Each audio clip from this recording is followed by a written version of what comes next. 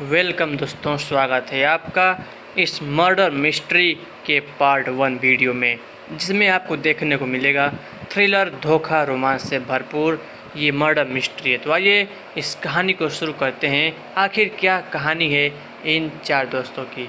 दोस्तों, अंधेरी रात थी और शहर की गलियों में सन्नाटा पसरा हुआ था। चारों तरफ एक अजीब सी खामोशी फैली थी, जैसे कोई बड़ा तूफान आने वाला हो। चार दोस्त राहुल, समीर, विक्रम और राघव शहर के एक पुराने ढाबे पर बैठे थे।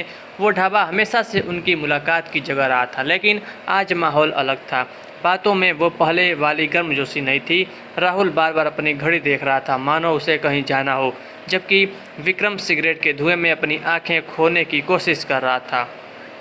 राहुल इस कहानी का मुख्य पात्र है। उसके चेहरे पर गहरी चिंता की लकीरें थीं और उसका दिल किसी अनजाने डर से कांप रहा था। उसकी बीवी सपना और उसका छोटा भाई आदित्य दोनों ही उसके जीवन का अहम हिस्सा थे, लेकिन आज वो यहाँ अपने दोस्तों के साथ एक ऐसा राज साझा करने आया था जिसे उसने अब तक छुपा रखा था।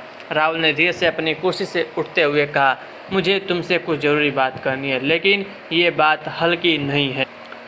उसकी आवाज़ में एक अजीब सा कंपन था जिसने उसके दोस्तों के कान खड़े कर दिए। समीर ने अपने माथे पर हाथ रखकर पूछा, क्या हुआ राहुल, तू इतना गंभीर क्यों लग रहा है? राहुल ने गहरी सांस ली और कहा, एक हत्या होने वाली है और मैं जानता हूँ कि इसे कौन करने वाला है। ये सुनते ही तीनों दोस्त तख्ते में आ गए। विक्रम ने अपनी सिगरेट बुझाते हुए पूछा, किसकी हत्या और कौन है वो? राहुल की आंखें कमरे की दीवार पर टिक गई, जैसे कि वो अतीत के किसी हिस्से को देख रहा हो। उसने धीरे से कहा, वो कोई और नहीं बल्कि मैं हूँ। अचानक कमरे में सन्नाटा छा गया। समीर, विक्रम और राघव की सांसें थम गई। ये एक ऐसा पल था जिसे उन्होंने कभी नहीं सोचा था कि आएगा। राहुल, जो हमेशा सबसे शांत और धैर्यवान व्यक्ति था, अब हत्या की बात कर रहा था। ये कैसे हो सकता है? समीर ने चौंकते हुए पूछा, तू ऐसी बातें क्यों कर रहा है राहुल? हम तुझे बचाने की कोशिश करेंगे। राहुल ने अपने माथे पर हाथ रखते हुए कहा, तुम नहीं समझोगे, ये एक बड़ी साजिश का हिस्सा है। मैं उस जाल में फंसा हूँ जिससे निकल पाना मुमकिन नहीं है, लेकिन तुम्हें एक वादा करना होगा, तुम लोग ये बात किसी को नहीं बताओगे। अगर मैंने कुछ किया तो भी तुम सब चुप रहोगे। विक्रम, जो हमेशा से बेहद मुखर था, अब तक चुप था। उसने गहरी आवाज़ में कहा, राहुल, हम तुझे बचाने के लिए सब कुछ करेंगे, लेकिन पहले हमें पूरा सच बताना होगा। राहुल ने धीरे धीरे अपनी कहानी शुरू की। उसने बताया कि पिछले कुछ महीनों से उसका कोई पीछा कर रहा है। उसे हर वक्त ऐसा लगता था कि कोई उसकी हर एक हरकत पर नज़र रख रहा है। उसकी बीवी सपना ने भी उसे समझाने की कोशिश की, लेकिन वो खुद भी इस डर से बाहर नहीं आ पाया। राहुल की बातों से साफ था कि उसे कोई ब्लैकमेल कर रहा था, लेकिन सवाल ये था कि आखिर कौन और क्यों। और सबसे बड़ा सवाल ये था कि ये सब कैसे ख़त्म होगा। अचानक ढाबे के दरवाजे से एक आदमी अंदर आया। उसका चेहरा ढका हुआ था और उसकी आंखें किसी शिकारी की तरह चमक रही थीं। उसने सीधा राहुल की तरफ देखा और बिना एक शब्द बोले एक कागज़ का टुकड़ा उसकी तरफ बढ़ा दिया। राहुल ने कांपते हाथों से वो कागज़ उठाया। उस पर सिर्फ एक ही शब्द लिखा था, कल। ये एक चेतावनी थी या एक फैसला? ये शायद एक फैसला। राहुल ने उस कागज़ को अपने दोस्तों को दिखाया। अब सबकी आंखों में सवाल था, आखिर कल क्या होने वाला था और ये आदमी कौन था? राहुल की ज़िंदगी का सबसे बड़ा सवाल अब उसके सामने था। क्या वो सच में एक हत्या करने वाला था या फिर ये कोई और खेल था जिसमें वो सिर्फ एक मोहरा बन गया था? रात के उस अंधेरे में वो कागज़ का टुकड़ा राहुल के हाथ में जैसे जलते अंगारे की तरह महसूस हो रहा था। कल शब्द ने उसके दिल की धड़कनें तेज कर दी थीं। उसके चेहरे पर पसीने की बूंदें साफ दिखाई दे रही थीं। समीर, विक्रम और राघव उसकी हालत देखकर समझ चुके थे कि मामला कितना गंभीर है। विक्रम ने धीरे से पूछा, कल क्या होने वाला है राहुल, और ये आदमी कौन था? राहुल ने गहरी सांस ली और कहा, मुझे पता नहीं कि ये कौन है, लेकिन मैं जानता हूँ कि ये लोग मुझे फंसाना चाहते हैं। उन्होंने मुझे कई महीनों से परेशान कर रखा है। शुरू में मुझे छोटे छोटे संदेश मिलते थे, लेकिन अब बात हाथ से निकल चुकी है। वो चाहता है कि मैं किसी की हत्या करूं, लेकिन मैं नहीं जानता कि वो किसकी बात कर रहे हैं। समीर ने उत्सुकता से पूछा, तो क्या तूने पुलिस को इस बारे में बताया? अगर तुझ पर कोई दबाव बना रहा है तो पुलिस को शामिल करना चाहिए। राहुल ने सर हिलाते हुए कहा, नहीं, मैंने पुलिस को कुछ नहीं बताया। उन्होंने मुझे धमकी दी है कि अगर मैंने किसी को बताया तो मेरी बीवी सपना और मेरा भाई आदित्य भी इसमें फंस सकते हैं। और मैं उन्हें किसी भी कीमत पर खतरे में नहीं डाल सकता। राहुल की बातें सुनकर तीनों दोस्त सकते में थे। ये मामला जितना दिख रहा था उससे कहीं ज़्यादा गंभीर था। वो सभी जानते थे कि अगर राहुल को वक्त रहते नहीं रोका गया तो कोई बड़ी अनहोनी हो सकती है। राघव ने अपने हाथ से मेज थपथपाते हुए कहा, हमें कुछ करना होगा, लेकिन सबसे पहले हमें ये पता करना होगा कि तुझे ब्लैकमेल करने वाले लोग कौन हैं, और फिर हमें इस कल की योजना का पता लगाना होगा। शायद वो कुछ बड़ा करने वाले हैं और तेरे नाम पर सारा इल्ज़ाम डालना चाहते हैं। राहुल ने गंभीरता से कहा, तुम सही कर रहे हो, लेकिन समय बहुत कम है। कल वो मुझसे जो करवाना चाहते हैं उसे रोकने का सिर्फ एक ही तरीका है, मैं खुद उनकी चाल को समझूं। रात के उस अंधेरे में चारों एक साथ बैठे थे, लेकिन अब उनके बीच एक साजिश का जाल फैल चुका था। राहुल के खिलाफ साजिश रचने वाले लोग कौन थे और उन्हें राहुल को ही क्यों निशाना बनाया था। अगली सुबह का सूरज उगा तो राहुल की बेचैनी और बढ़ गई। सपना उसे देखकर चिंतित थी। वो समझ नहीं पा रही थी कि राहुल इतना परेशान क्यों है। उसने कई बार उससे पूछा, लेकिन राहुल ने हर बार टाल दिया। वो उसे सच्चाई बताना चाहता था, लेकिन उसे डर था कि कहीं इससे सपना की ज़िंदगी भी खतरे में न पड़ जाए। राहुल ने सोचा, अगर आज कुछ गलत हुआ तो मेरी बीवी और भाई की ज़िंदगी भी खराब हो सकती है।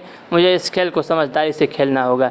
वहीं दूसरी ओर विक्रम, समीर और राघव भी राहुल की मदद करने के लिए तैयार थे, लेकिन तीनों ने आपस में तय किया कि वो राहुल के साथ हर वक्त रहेंगे और उसके हर कदम पर नज़र रखेंगे।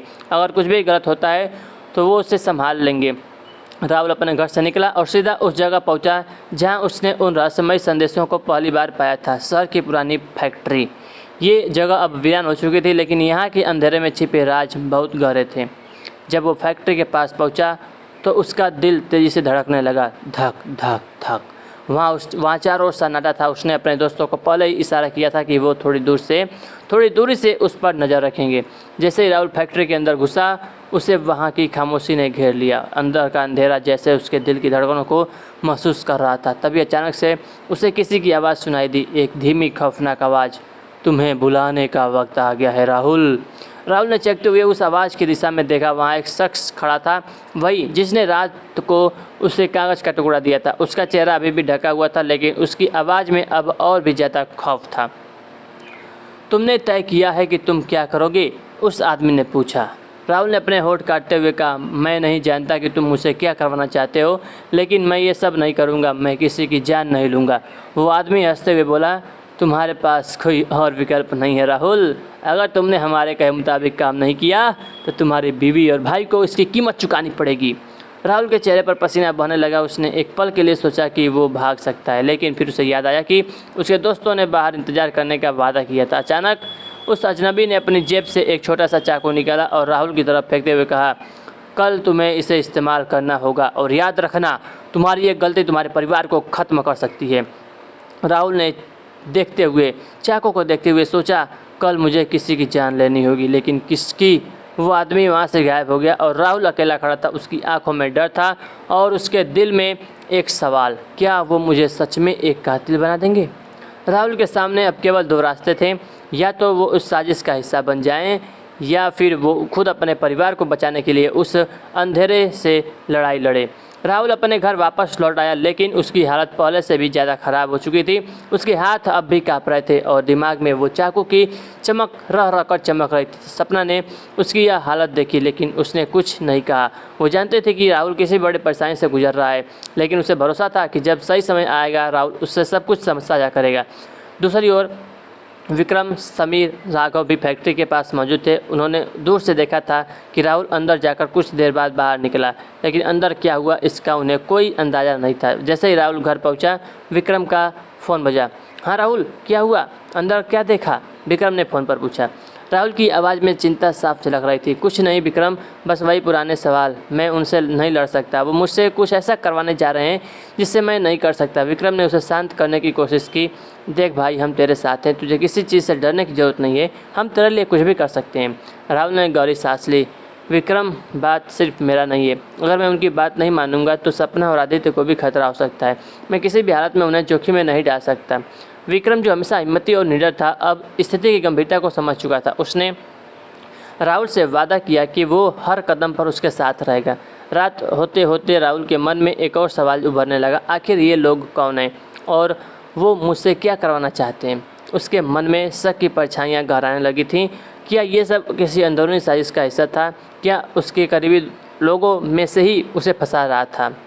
वह पूरी रात करवटें बदलता रहा। सपना ने कई बार उसे जगाने की कोशिश की, लेकिन हर बार राहुल ने उसे यह कहकर टाल दिया कि वह ठीक है, पर उसकी आंखों में वो डर साफ दिख रहा था जो उसे चैन से सोने नहीं दे रहा था। अगली सुबह राहुल के लिए और भी ज़्यादा भयानक होने वाली थी। वो जानते हुए भी खुद को तैयार कर रहा था कि आज कुछ ऐसा होगा जो उसकी पूरी ज़िंदगी को बदल सकता है। विक्रम, समीर और राघव ने सुबह ही राहुल के घर के बाहर अपना डेरा डाल लिया था। वो जानते थे कि राहुल अब किसी बड़ी मुसीबत में फंस चुका है। उन्होंने तय किया कि आज दिन भर राहुल के साथ रहेंगे और उसकी हर हरकत पर नज़र रखेंगे। लेकिन जिस चीज़ का अंदेशा उन्हें था वह कुछ और ही था। राहुल जैसे ही घर से बाहर निकला, उसे दूर से वही आदमी दिखाई दिया जो पिछली रात फैक्ट्री में मिला था। इस बार उसके हाथ में एक बड़ा सा बैग था। राहुल ने उसकी ओर देखा और उसे आदमी ने एक इशारा किया कि वो उसका पीछा करे। राहुल डरते हुए उस आदमी के पीछे चलने लगा। विक्रम, समीर और राघव थोड़ी दूरी पर थे, लेकिन वो राहुल की हर गतिविधि को देख रहे थे। वो इस बात से परेशान थे कि राहुल को आखिर कौन फंसा रहा है। राहुल ने उस आदमी के पीछे चलते हुए खुद को एक पुराने मकान के पास गया। वो मकान शहर के किनारे पर था, जहाँ कोई आ जा नहीं रहा था। मकान के अंदर अजीब सी खामोशी थी। उस आदमी ने राहुल से कहा, यहाँ तुम्हें अपने अगले कदम का इंतज़ार करना होगा, लेकिन याद रखना ये आखिरी मौका है। अगर तुमने हमारी बात नहीं मानी तो सब खत्म हो जाएगा। राहुल ने उसे जवाब देने से पहले सोचा, लेकिन उसके मन में एक ही सवाल गुजर रहा था, किसकी हत्या करनी है। उस आदमी ने जवाब दिया, वो तुम्हारे बहुत करीब है, तुम्हारा ही कोई करीबी है। ये सुनते ही राहुल के पैर तले ज़मीन खिसक गई। उसके मन में शक की एक और लहर उठने लगी। क्या ये कोई ऐसा व्यक्ति था जिसे वो बहुत अच्छे से जानता था? जब राहुल वापस जाने के लिए मुड़ा तो विक्रम, समीर और राघव पहले से ही वहाँ थे। उन्होंने राहुल को देखा, लेकिन राहुल की हालत देखकर वे सकते में आ गए। विक्रम ने सीधे राहुल से कहा, अब और नहीं राहुल, अब तुझे हमें सब कुछ बताना होगा। कौन है ये आदमी और वो तुझसे क्या करवाना चाहता है? राहुल ने घबराई हुई आवाज़ में कहा, वो मुझसे किसी अपने की हत्या करवाना चाहते हैं, लेकिन मैं नहीं जानता कौन। विक्रम ने उसकी आंखों में देखते हुए कहा, हम तुझे इस दलदल से बाहर निकालेंगे राहुल, पर पहले हमें ये समझना होगा कि ये लोग कौन हैं। राघव ने सुझाव दिया, हमें उस आदमी का पीछा करना चाहिए और देखना चाहिए कि वो कहाँ जा रहा है, तभी हम असली साजिश का पता लगा सकते हैं। राहुल की आंखों में अभी डर था, लेकिन उसके दोस्तों की मदद से उसे थोड़ी हिम्मत मिली। अब सवाल था, क्या वो उस साजिश का पर्दाफाश कर पाएंगे और राहुल के करीबी में से कौन इस खेल का शिकार बनेगा। तो दोस्तों, ये कहानी इस वीडियो में यहीं तक आपके साथ शेयर करना, मतलब अगली वीडियो में इसके आगे हम कहानी का शुरू करेंगे। ठीक है दोस्तों, तो यानी कि अब क्या वो उस साजिश का पर्दाफाश कर पाएंगे और राहुल के करीब में से कौन इस खेल का शिकार बनेगा? क्या इन चारों दोस्तों में से किसी को मारना होगा या कौन किसको मारना होगा? दोस्तों, तो मिलते हैं दोस्तों अगले वीडियो में, नेक्स्ट पार्ट में। ठीक है friends, thank you so much video को यहाँ तक देखने के लिए। अगर ये मिस्ट्री आपको पसंद आ रही है तो वीडियो को लाइक करिएगा, अपने दोस्तों के साथ शेयर करिएगा। थैंक यू सो मच ये कहानी यहाँ तक देखने के लिए। मिलते हैं नेक्स्ट वीडियो में अगले पार्ट के साथ। Thank you so much.